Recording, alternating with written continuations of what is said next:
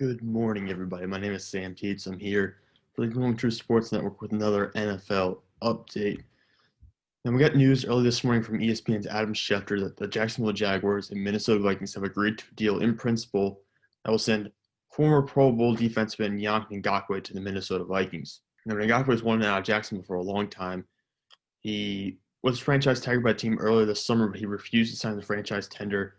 He's even gotten in a Twitter fight with Tony Khan, who's the son of Jacksonville's primary owner. Of course, he's an adult. He's not like a little kid or something like that. It's not Yannick Ngakoue picking a Twitter fight with a 17-year-old. He's a grown man. It really was an very toxic situation for Ngakoue. He made it quite clear he had no intention to ever don a Jacksonville Jaguars uniform ever again. But the Jaguars continuously refused to trade him because they wanted a level of compensation that they just weren't going to get. Ngakoue made it quite clear that he didn't want to be there. Now, the terms of the deal came down to the Jacksonville Jaguars receiving a second-round pick in 2021 and a conditional fifth-round pick in 2022. And that fifth-round pick, because it's conditional, can change into a fourth-round selection if Yannick Ngakoue makes the Pro Bowl as a first-ballot Pro Bowler, so basically not as a substitutional player. Speaking of guys like Joe Hayden, he was a substitution player this past year. Guys get in when people opt out of the Pro Bowl. So if Ngakoue makes it in as a primary starter or as an original player, that pick will change from a fifth rounder to a fourth rounder. And if he makes the Pro Bowl as a first ballot Pro Bowler and the Vikings win the Super Bowl, it becomes a third round selection. So the Jacksonville Jaguars have the potential to make a second and third round pick out of this. I wouldn't expect it to be more than a fourth round pick at most. I think Ngakoue could make the Pro Bowl, but he hasn't made the Pro Bowl since 2017. So, there's a lot of concern that they won't get much more than a second and fifth round pick for Ngakoue, which is understandable considering all the noise he's made over the summer, how clear he's made he doesn't want to be there anymore. This is about what you would expect in a trade for a player who's been productive but not playing at a superstar level since the end of the league.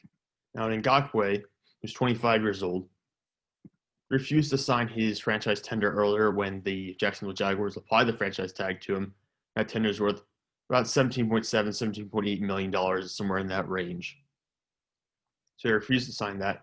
He's going to have to sign that now, or they'll have to work something out to get this deal done. He has to be under contract. He's not under contract currently because he hasn't signed it. So he has to be under contract for this deal to go through. He's going to work on something to make sure that happens. But he has agreed to take a massive pay cut to allow this deal to go through. He wanted to get out of Jacksonville so desperately. And he's agreed to take $4 or $5 million off of his current salary, or off the salary he will make when he signs his tender. So according to Courtney Cronin, Yannick Ngakoue is going to only accept $12 to $13 million in salary next year versus that $17 to $18 million he would have gotten under the franchise tag. Now, what does this mean? Well, maybe they can negotiate the franchise tag down. Maybe they're just signing an entirely new agreement. I don't know how they're going to work that out necessarily, because the franchise tag is usually set in terms of what money you're going to make. But Ngakoue is going to take a pay cut to join the Minnesota Vikings, which, of course, is a huge step up from the Jacksonville Jaguars. The Jaguars have basically traded away most of their key defensive players outside of Josh Allen, who they recently drafted this offseason or in the past couple of years. Think about Dante Fowler Jr. He was gone in 2018. Last season, Jalen Ramsey's gone. They traded away A.J. Bouye and Calais Campbell this offseason. So they've gotten rid of most members of that 2017 unit that helped lead the Jacksonville Jaguars to the AFC Championship game, where they lost ultimately to the New England Patriots. But that defense was a dominant unit. It was one of the best defenses we saw in the past decade. And Jacksonville basically tore it apart because they couldn't get the offense to work. They broke the defense up. And now the Jaguars are in prime situation to go for a 2-14 season, 3-13 season, and potentially get Trevor Lawrence with the first overall pick in the 2021 NFL Draft. So the Jaguars are kind of playing for the future here. We know they're not really going to compete this season. They're looking forward. So that's where they are. The Minnesota Vikings, on the other hand, they are in win-now mode. They want to win a Super Bowl here. They've got an opportunity to do it, too. They've had the defensive personnel and even the offensive personnel to pull it off.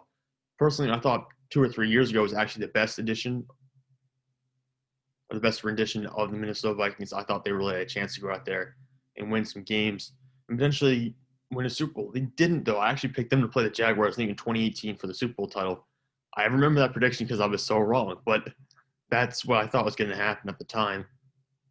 Of course, Minnesota didn't make the Super Bowl. They haven't made the Super Bowl this past decade at all. So it comes down to, where do we see the Vikings going with this new addition? Well, Yannick Ngakoue is replacing Everson Griffin, of course, who left in free agency.